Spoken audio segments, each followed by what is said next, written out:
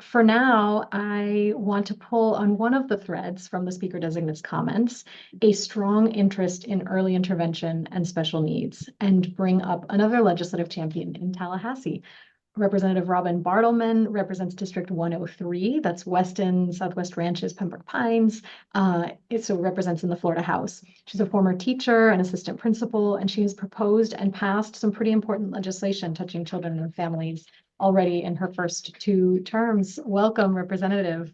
Thank you. It's an honor to be here, and I enjoy listening to all the participants. Yes, thank you. So the area of special needs is one that is really important to you. Can you just start by telling us why? Well, I started my career actually as a special education teacher.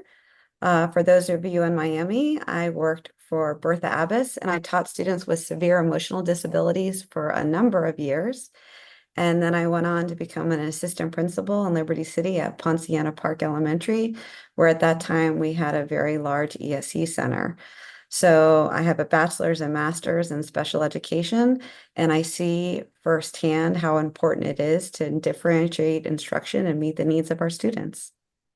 Awesome. So we've worked with you quite a bit. A couple of years ago, you proposed the bill that expanded kid care eligibility. Last year, you brought forward a bill to change the way early learning programs support children with special needs. What were you looking to do with that bill? What would it have changed? Well, this bill came about after a meeting with a parent named Trinae and her son Logan. So what she brought to me her situation, which involved her child being expelled from 6 early learning centers because of his behavior issues, because of his developmental delays. He does have autism, and so the private providers were not equipped to help him. So that really disjointed his education. And then finally, when he was able to get into a pre-K program with the public school system, she found relief. I have a place to put him. This is great. And you just had the speaker talk about, employment and how we need to get people in the workforce. Well, we know that parents with students with disabilities have a hard time keeping employment. And so jobs, you can't punch out at 2 o'clock at the end of the day. So once she got him placed, she had an even harder time to get him into an after-school program to continue that day. So I sat down with Howard Bacalauer from the Broward County Early Learning Coalition, Aaron Smeltzer, a lot of advocates, because I always like to give credit where credit is due. I was like, how do we fix this? How do we make sure? So the first thing we did in the bill, which was the most important, was we found that children in early learning centers actually have 3 times the expulsion rate of K through 12 combined. That's a huge issue. And so that when they're getting passed from center to center and don't have consistency, and it doesn't just have to be a child with developmental delays, it could be a child with behavior problems, they need support. So under ELC, if you have a child with special needs, you get increased funding for that child. But there is no state requirement for training for those teachers.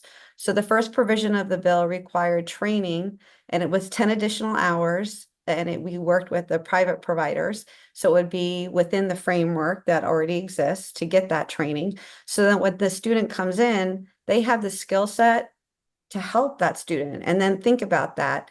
That additional skill level helps them with all students. The second thing it did was expanded access for students with disabilities to be prioritized and for infants and toddlers. And the third, it extended that funding for aftercare programming.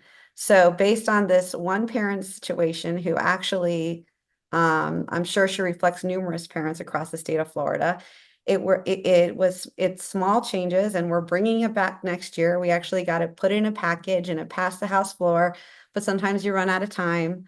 And we're going to bring it back next year. So it'll really address those issues, because I'm preaching to the choir here. You know that early intervention is the key. It sets the foundation and the groundwork, the pre-literacy skills, the emotional skills needed to be successful in kindergarten. And so making sure those students get those services is paramount. Excellent. Well, you've got a lot of love coming in the chat. If you see me looking this way, it's all of the people saying how wonderful Representative Bartleman is and Thank you. cheering you on addressing this issue. I also love what you said, that when you train teachers in supporting children with special needs or with behavioral difficulties, it actually helps all children. It helps all children to have that environment in the classroom where everyone is contributing. And sometimes those techniques work really well with all children too. So as you preach to the choir, how can this audience support you when you bring this back next year? Well, I am definitely filing the bill again next year, and I would love for you to send letters of support. We'll get a bill number. If you have any ideas or any additional suggestions for changes within the bill, any different bills. This is my second pre-K bill. I changed the pupil progression plan 2 sessions ago for pre-K students. So send them my way. I'm at robin.bartleman@myfloridahouse.gov.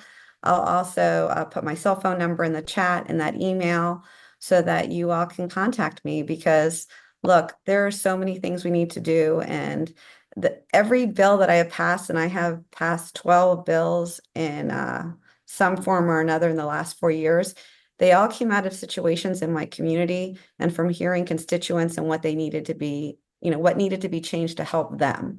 From kid care to the pupil progression to Mia's law, all of those things came from situations in my community, and that's what we're here to do. So I'm excited to hear from the experts in this chat and the parents to tell me what can we do to help you. And I see that my aide already put everything in the chat. She's so good. Savannah. Thank you, Savannah.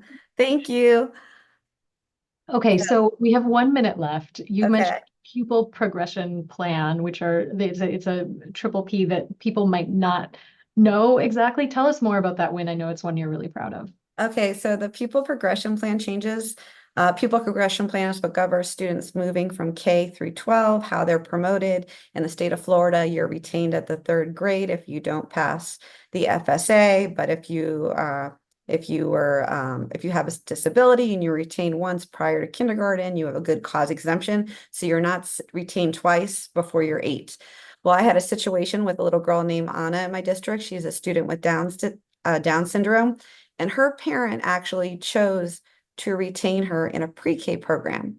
Now, if you Hmm. think about that, that makes so much sense, because a child with a developmental disability is just that their development is delayed. And she did not have the prerequisite skills needed to meet what she needed to do in kindergarten. And we know kindergarten is not our kindergarten. Kindergarten to me is like, if you look at Piaget's theory of development, so developmentally inappropriate, but that's what we do in the state. So they have to read, they have to have all these prerequisite skills before they come in. So what we did was, she didn't want her daughter, the mother didn't want her daughter to have to be retained in pre-K. She was retained in pre-K and then retained twice before the age of 8. And there are huge social implications for children when they're retained twice. We know the studies and what it does.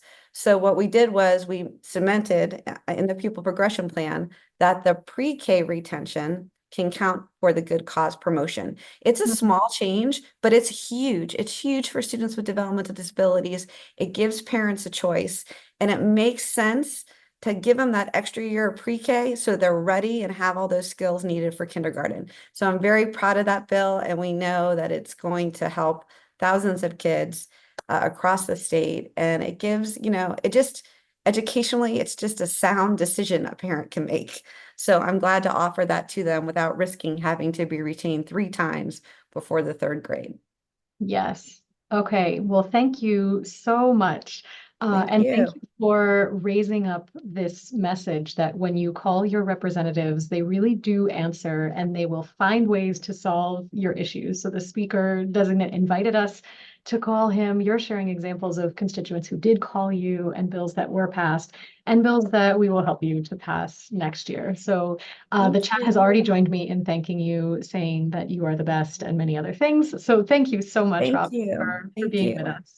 I appreciate all of you. Thank you for all the heroes out there and everything you do. Keep advocating.